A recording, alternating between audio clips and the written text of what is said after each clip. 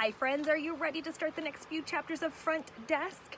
When we left off, Mia had written her essay for the hotel contest, and also the girl who left her jeans at the hotel had come back and accused Mia of stealing those jeans. All right, are you ready to find out what happens next? Here we go. Chapter 55. I thought the whole point of having customers fill in their addresses was so that you could mail them their stuff back in case they left it behind, Mr. Yao said after the girl and her mom left. Wasn't that your idea? I couldn't speak. The humiliation had burned a hole in my tongue. I vowed never to talk to him again. My parents slipped back in through the back door and joined us. "Where'd you guys go?" Mr. Yao asked. "You guys missed the whole thing." In all his excitement over the jeans, he had completely forgotten about the immigrants in room 6. I looked up at my mom and I could tell from her face that they were safe. My mom would never know the price I paid for their safety. Jason knew the whole time that his dad was interrogating me. He had been looking out the window. He saw my parents knock on room 6's door. He saw them sneak the immigrants out of their rooms and out back. He saw the whole thing, but he never said anything. "Dear Jason, thank you for not saying anything to your dad. I don't know why, but you didn't. Maybe you're not so bad after all. Your classmate, Mia." I stared at the last part. Maybe you're not so bad after all. My grandmother used to say that people don't change. Our heart is like a rubber band. It might stretch a little, but eventually it snaps right back. I'm not sure if I believed that. Part of me did. We were talking about Jason here, the same kid who took my pencil and licked it. The other part of me, though, wondered. There used to be a time when I let my cousin walk all over me. They were all boys, and I was the only girl. And in China, girls were kind of like spare tires. It's nice if you have one, but they're not important. Even my grandmother, whom I've loved and missed so much, believed this. She believed it like she believed the sky was blue, like it was a fact. Girls were just not as useful as boys. She never came out and said it, of course, but she'd have a little ways of showing it, like always putting the best dishes in front of my cousins at family dinners and not me. She'd pat their heads and tell them to eat up before the dish got cold, and I'd watch as they snatched and grabbed the food with their greedy chopsticks until there were hardly any more pieces of chicken left for me, only burnt onions. One day I picked up my chopsticks and started grabbing back. I snaked chicken, shrimp, and whatever I could pick up with my chopsticks and hoarded it all in my mouth. "Hey," Shin complained, "not fair."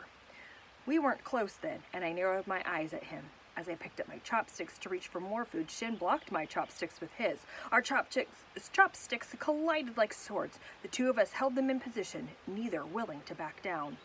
It went on like this the next night and the night after that.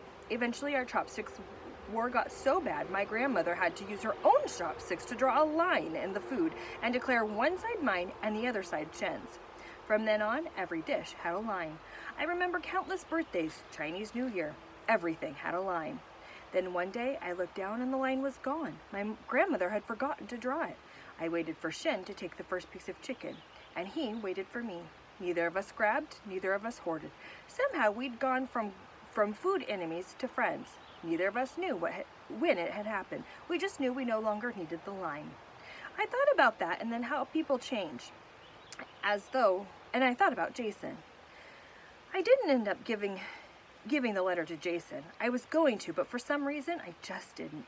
You know how sometimes you raise your hand, but when the teacher finally calls on you, you pretend you're only tucking your hair? It was kind of like that.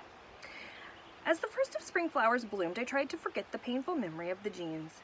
It helped that I had Hank and Lupe to distract me, and the mailman. Every time he came, I thought about the contest. I thought, this is it, today's the day, my life's going to change. But the letter from Vermont did not arrive. Another unexpected news did arrive, though, which completely shook up our world. Mr. Yao was selling the motel. My parents' faces turned white. The temperature in the room plummeted as Mr. Yao told them the news. A real estate deal for him in Nevada had gone bad, and he needed a cash injection. "So, what's this mean for us?" my parents asked him. "You?" Mr. Yao asked. He snorted like we hadn't occurred to him at all. Then he shrugged. "Depends on what your new owner wants to do with you." He said it like we were inventory, freely disposable, along with a washer and dryer. Lupe told me not to worry. Motels were like houses. They took ages to sell. "There's a whole inspection process and everything," she said. "I'm sure you guys are going to be out of here before Mr. Yao even finds a buyer. Have you told your parents about the essay contest yet? No, I said. I didn't know what it was about me and secrets. Once I had one, I just couldn't let it go.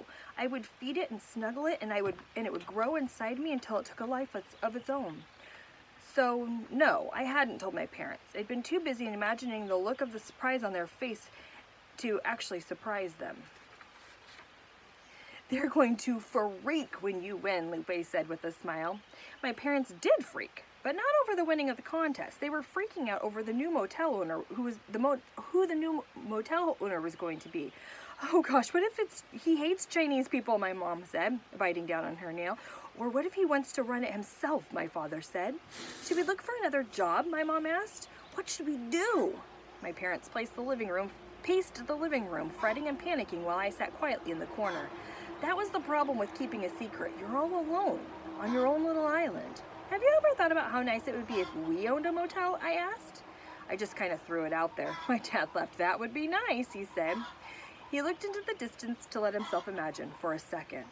We wouldn't have to work every single day. We could take Sundays off together as a family. We could all go swimming, my mom added. I'd love to jump in that pool. Me too, I said. I'd love to get some sleep, my dad said. If we owned the motel, I could put a sign up that says, sorry, I'm sleeping, come back in the morning. A smile played on his lips as he pictured how extraordinary life would be if he could sleep through the night. Then his smile faded and reality set in. Maybe in another life, he said, picking up his broom. I shook my head. No, Dad, not in another life, I said. In this life. Our eyes locked. A second passed, and then another, and then I whispered my secret. Chapter 56. They didn't say a word at first. I thought perhaps they were too shocked. Sometimes when I'm too shocked, I can't speak either. That's why I write things down. And even then, sometimes I can't bring myself to deliver them. Like my thank you letter to Jason, which was still sitting in the bottom of my backpack. I thought maybe my parents were just taking their time too, taking their time to find the right words. But then I looked up and saw my mother's disappointment. You're not going to win, she said. Her voice was certain, positive. She looked right at me, her eyes a mixture of pain and sadness. But not sad like I'm sad you're not going to win, like I'm sad you actually thought you could win. I wanted to grab her and shake her. You're wrong, Mom, I'm not a bike, you'll see, I yelled. My mom put her hands on my arms. No, honey, she said. I mean, those sweepstakes are all rigged. The news slapped me across the face. For a second, I was finally blind, and then I flat out denied it. It's not rigged. No, of course not, my dad jumped in. But just think about it. Why would they just give away a motel like that, my mother asked. Because they're old, I said. They don't care about money. They're doing it out of the goodness of their heart. Have you ever seen anybody in this country do something out of the goodness of their heart?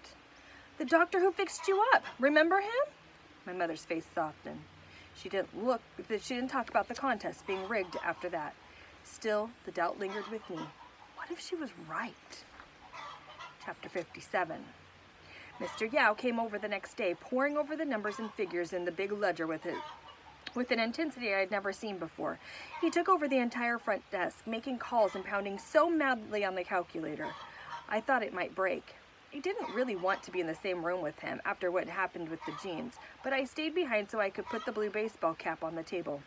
Mr. Yao looked up from the ledger. He pointed at the blue baseball cap. That used to be the old manager's, he said. I didn't say anything. I didn't feel like talking to Mr. Yao, and especially not about the hat. His name was Yi Fi, but he called himself Jerry. He continued. He picked up the hat and chuckled to himself. I remember when he got this hat. He didn't even know about what the Yankees were. So why'd he get it? I wondered out loud, instantly frowning because I'd broken my vow never to talk to Mr. Yao again. Darn. He liked the way the Y looked. His name starts with a Y, he said. Mr. Yao put the cap back on the desk and looked in a distance. He was a very good guy, that Yi. He was a very hard worker. Wait, what? Had I heard that right? The two before him, totally useless, incompetent, doesn't even cut it. They couldn't do a single thing without calling me, he said, shaking his head. How many managers have you had? I asked him. Oh, I don't know. I don't count these things. And we were back to these things. But he was a good one, that Yi. I wondered for a second how Mr. Yao would talk about us after we left for Vermont, how he would take the news. Sooner or later, they all leave, Mr. Yao answered with a sigh, and as if he had read my thoughts. Maybe if he was nicer to them, they wouldn't leave, I thought. As I gazed at Mr. Yao, his face hardened by all the years and the managers who had come and gone. I wondered what Mr. Yao was like when he first started out. Was he less of a jerk or the same? I wished I could ask him. The phone disrupted my thoughts. Mr. Yao grabbed it, and in an instant, he was back to his usual no-nonsense, you're only as good as your last envelope self. Bobby, no, listen, I'll get you the money, he said in the phone, waving me away to give him some privacy. I went into my room and replayed what Mr. Yao said about the old manager in my head. A part of me hoped he would say good things about us after we left, even if he never said them to us. The next week, the letter I'd been waiting for had arrived. I held it in my trembling hands, staring at the words, Vermont Motel Giveaway Committee, terrified of what it might contain. Hank, I shouted, it's here! As the Weekleys and my parents piled into the manager's quarters, Hank stood up and cleared his throat. Everyone, I think that we can all agree that little Mia here has changed our lives. In each and every one of us in this room, Hank said. Heads nodded. Hear, hear, Billy Bob said. Mrs. Q reached over and gave my hand a squeeze. Well, now it's her turn. Today, our girl's life is going to change, and it's about time, I say, Hank exclaimed. Woohoo! Fred cheered. Hank took his glass of cream soda and held it up. To Mia! Everyone held up their glasses. To Mia! The room boomed. I looked around at the room, the corners of my eyes wet with gratitude. Love welled inside me as I smiled back at the Weekleys. Here we were, strangers from all corners of the world, blown to the Calvista by the winds of life, only to find each other and reemerge as a new family. Thank you guys so much, I said. I thought about how I was going to miss the Weekleys in Vermont, especially Hank. A lump formed in my throat. Hank pointed at the envelope in my hand. May I do the honor? He asked me. I nodded. He took the envelope from me. This is it, people. Hank rubbed his hands together. We all held our breath as Hank opened the envelope. My heart raced so hard I thought it was going to come flying out. As Hank unfolded the letter, my mom put her fist to her teeth, her knuckles the color of porcelain. My father's knees were on the floor, his hands folded together, his eyes on the ceiling. Thank you for applying for the Vermont Motel giveaway, Hank read. We've read every single entry over very carefully, and we regret to inform you. Hank's smile vanished. What? What is it? I asked. Hank put the letter down, and I knew. Chapter 58. We sat in silence, the hot tears pooling in my eyes, Billy Bob's hands balling into fists, Mrs. Q shaking her head, blinking hard, blowing her nose into a tissue like someone had died. Because in a way, that's what it felt like. Our dream had died. This is bull, Hank yelled. He looked madder than I had ever seen him before, madder even then when he threw that drunk guy out. It's okay, I said softly. No, it's not okay, he bellowed. He got up and walked across the room. How could they do this? Maybe what I wrote wasn't. The lump in my throat became bolder. Just wasn't good. They slithered in like eels. You're a bike. The other kids are cars. You'll never be as good as the white kids in their language. I tried to stop it, but it was no use. Doubt came in through every pore. Hank shook his head. You know what? I bet the whole thing's a scam, Hank said. They're probably not even giving away a motel. They just wanted the money. Probably thought that $300 is nothing to people. They didn't know that you sold your lucky pennies. My dad's face plunged. You sold the lucky pennies? He asked. He looked away immediately, but there was a second in which I saw into him crystal clear. I saw his hope fade away. We'll help you find new ones, Hank said, looking around at the other Weekleys. We'll all look, won't we? The Weekleys instantly started digging into their pockets for loose change. No, it's fine, my dad said. I'm fine. Later that night, the Weekleys went back to their rooms, and I sat with an emptiness that was almost unbearable. I went out back to look for my dad. I found him sitting by himself in the laundry room.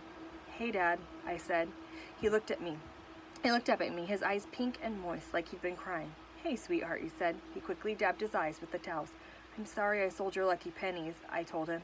I told myself I wasn't going to cry, but the tears came anyway. My father pulled me into his arms. Hey, no, it's okay. You win some and you lose some, he said, kissing the top of my head. But I always lose some. My dad looked down at me and wiped a tear away, too. That's not true, he said. Because of you, Uncle Zhang's now free. Hank has a new job, and I'd call that a win. But I really wanted to win for us this time, I muttered. My dad rocked me in his arms. I know you did, sweetheart, he said with his voice shaking. I know you did. Chapter 59. So that's it. I'm not going, I told Lupe at school the next day. I can't believe this, she said. Did they say who won? I shook my head. I bet it was their cousin or their son or something stupid like that, she said. It couldn't have been your essay. I read your essay. It was good. It felt good to hear her say that, although a part of me still wasn't sure. We were still sitting in the grass in PE, way out in left field, avoiding the ball at any chance of injury as usual. Lupe picked a blade of grass and twirled it around her finger. You know, I'm kind of glad you're not going, she said. So you don't have to stay with Jason all by yourself? I asked, squinting at her in the sun. So I don't have to stay on the roller coaster all by myself, she whispered. It occurs to me at that moment what it would have been like for Lupe if I had left. I always thought I was the one that needed her, that I was the barnacle to her whale. But it wasn't one way. We needed each other, me and Lupe. She had been trying to tell me this all along, but it never really hit me until now. Well, you don't have to worry, I said. I'm not going anywhere. Lupe smiled at me. I'll be on the roller coaster for a long, long time, I said. Lupe shook her head. Nope, you're not. You're getting off, she said. We're both getting it off of it, together. She put her hand on top of mine, and I looked down at the two hands in the grass. Later that day, we had filed back into class. Mrs. Douglas turned to us and clapped our signal. As everyone sat up in their seats and listened up, she turned to me. Mia, will you please come to the front of the class? Mrs. Douglas asked. I glanced worriedly at Lupe as I got up and walked over. Now, class, do you all remember the stories I asked you to write a while back about a small moment in your life? Mrs. Douglas asked. My heart jumped in my throat. Mia here wrote about what it was like to come to America on an airplane, she said. Anyway, the other 5th grade teachers and I got together and we read everyone's story and we all agreed that Mia's story, she paused for what felt like an eternity. I squeezed my eyes shut, is absolutely wonderful. My jaw dropped. Mrs. Douglas handed me my story. Mia, will you please read your story to the rest of the class? I blinked at Mrs. Douglas, waiting for her to say, oh wait, there's been a mistake. Was this going to be like the chocolate notebook again? I told myself. Don't feel warm and fuzzy, not yet. But then I snuck a peek at my own paper, and there were red marks all over it, just like the last time, and lots of exclamation marks, but they didn't scream bad grammar in shouty caps. They said things like, moved me to tears, and oh, Mia, this is incredible. Go on, Mrs. Douglas said, read your story to the class. Right now? I asked. Mrs. Douglas nodded with trembling hands. I took it from her and slowly began to read. As I read, my voice wavered. My throat was prickly, my lips dry. Still, I pushed forward in my tiny voice. When I finished reading, the whole room was silent. Everyone's eyes were on me. I stood so still. If a breeze swept through the classroom, I would have fallen. And then, amid the defining silence, I heard a sound. The sound of clapping. I looked up to see Lupe clapping. A few kids joined her, and soon almost everyone in the whole room was clapping. Even Jason Yao! I felt my throat pinch with emotion. That was beautiful, Mrs. Douglas said. I looked up at the swelling pride in her face and instantly forgave her for giving away my sparkly pencil. Thank you, Mrs. Douglas, I said, and I started going back to my seat. Wait, Mrs. Douglas said, I have something for you. She reached inside her desk and pulled out a small piece of paper, which she handed me. I peered at the words, Pizza Hut, written on it. 2 free pizzas at Pizza Hut for you and a friend, she said. I looked up at Mrs. Douglas. I looked into her eyes. Are you sure? Are you sure there hasn't been a mistake? When enough time passed and I was finally sure she wasn't going to take it away, I looked over at Lupe. Her eyes sparkled with excitement. All right, friends. Oh, actually, I think we actually have one more chapter we're going to try and push out tonight because we're almost done. Mom, I raced up the stairs 2 at a time. My parents were in the middle of cleaning room 22. My mother was holding Windex in one hand and Lysol in the other. Mom, Dad, guess what? I won a writing contest at school, I exclaimed. Are you serious? My mom asked. When did this happen? Today, I said, handing her my coupon to Pizza Hut. My dad beamed. He put the vacuum cleaner down and took me into his arms and spun me around. What'd I tell you? You win some and you lose some, he exclaimed. I grinned. Lupe's coming over, I said to my mom. Will you take us to Pizza Hut? Will I ever, my mom said, tossing her Lysol and Windex to the side. I laughed. Ever since I could remember, my mom had been asking my dad to take her out to eat, but of course we could never afford it. And now we finally could go. We didn't even need to carry a fake shopping bag. The Pizza Hut was bubbling hot. My mouth watered before I even tasted it, just from the smell wafting toward us from the kitchen. Lupe dug into hers, smiling as she devoured the cheese. "This is so good," Lupe said. I put a slice into my mom's plate. She took a bite and purred. It was almost enough watching the two of them. I was so happy. I looked around the room, thinking of all the times I'd walked by this place, peering through the windows, wondering what it was like to sit in the booths. "Mia, you gotta taste this," my mom pointed to my slice. I took a bite and felt the soft dough melt in my mouth. I'd pizza before, but not like this. I closed my eyes, savoring every morsel of cheese and pepperoni. It was heavenly. My mother looked at me. "I'm so proud of you. Not bad for a bicycle, right?" I asked with a grin. I couldn't resist. My mom put the pizza down and turned to me. "You're not a bicycle," she said. "The truth is, I'm the bicycle." "Mom, you're not." "Yes, I am. You see how my English is? My English is terrible." I thought about the stupid woman who made fun of my mom's pronunciation. "You say eggplant, not eggplant." Who cares? My mom shook her head. "It's not only that, it's everything." She looked down at the ground and then back at me. "Math, I could help you with, but Mia, I cannot help you with English." I finally understood why my mother had been saying all these things. She didn't want to hurt me. She wanted to help me, and she couldn't with English, and that's why she was constantly pushing me to do math. I wanted to say to her, "Mom, I have faith in me. I can do it on my own. I figured the front desk out all on my own, didn't I?" "Don't worry, Mom, I said to her. "You don't always have to help me. I can do it." My mom didn't say anything for a long time. Then she smiled. "Clearly you can," she said. That afternoon, as we inhaled slice after slice of deliciousness, my mom asked Lupe about her family in Mexico. "We left when I was very little, and I didn't get to see them very often," Lupe said. "Why don't you guys go back to visit? I mean, since it's so close."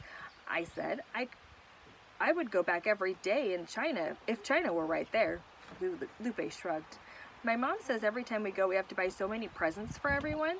I have 11 cousins, and that's just on my mom's side," Lupe said. "On my dad's side, I have, let's see." Lupe counted on her fingers. 7, she announced. "You must miss them so much," my mom said, glancing at me. "Sometimes," she said, "but they all think America is a super rich place where everyone just plays golf all day and drives around in a Cadillac." My mother laughed. "It's the same way with my siblings," my mom said. "I think they get that from the movies." Lupe sighed. "I wish there was a movie that told them what it's really like," Lupe said. My mom shook her head. "No way," my mom said. "That would be so embarrassing." Lupe reached for another slice. "This is really nice, by the way," Lupe said, looking at me. "Thanks for inviting me." I smiled back at her. There was nobody in the world I'd rather share this with. Well, except, "Hey, should we save some for Dad?" I asked. "I bet you'd never tasted anything like this before. Real pizza, not the frozen kind from the grocery store." Against our stomachs' loud protest, I put a slice down, and so did my mother. She raised her hand for the to-go box. Back at the motel, we found my dad in the kitchen making himself some rice with cabbage. "Forget the cabbage," my mom said with a smile, and she handed him the pizza box. "Look what your daughter brought you." My dad huffed and puffed about how we didn't have to do that, but I could tell he was secretly glad we did. As he bit into the pizza, he closed his eyes and moaned. All right, now we're done for tonight. All right, friends, I will see you next time.